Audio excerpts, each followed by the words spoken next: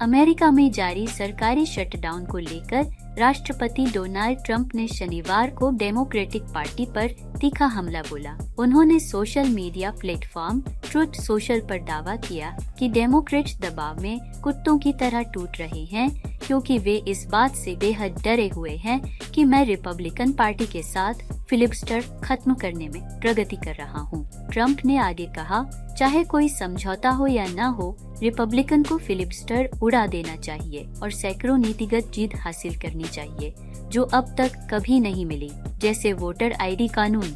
केवल हारने वाले ही इसे न करने पर सहमत होंगे। सीनेट में शटडाउन को खत्म करने पर कोई सहमति नहीं बन पा रही है।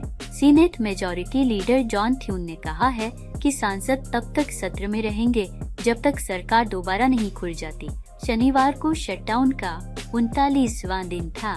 थ्यून ने ट्रंप के न्यूक्लियर ऑप्शन यानी फिलिबस्टर खत्म करने के सुझाव को खारिज करते हुए कहा कि इसे लागू करना व्यावहारिक नहीं है क्योंकि इसके लिए 60 वोटों की जरूरत होती है। डेमोक्रेट्स और रिपब्लिकन के बीच मुख्य मतभेद ओबामा केयर के तहत दी जाने वाले टैक्स क्रेडिट को लेकर है। डेमोक्रेट्स इन टैक्स लाभों को साल के अंत तक बढ़ाने की मांग पर अड़े हैं, जबकि रिपब्लिकन का कहना है कि इस मुद्दे पर चर्चा सरकार खुलने के बाद की जाएगी। इसी वजह से दोनों पार्टियों के बीच गतिरोध और गहराता जा रहा है।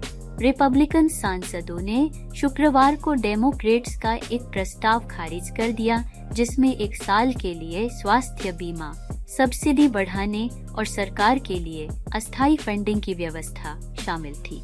वहीं डेमोक्रेट्स ने भी एक ऐसा प्रस्ताव ठुकरा दिया जिसमें सैन्य निर्माण, वेटरन अफेयर्स, कृषि और विधायी शाखा के बजट शामिल थे।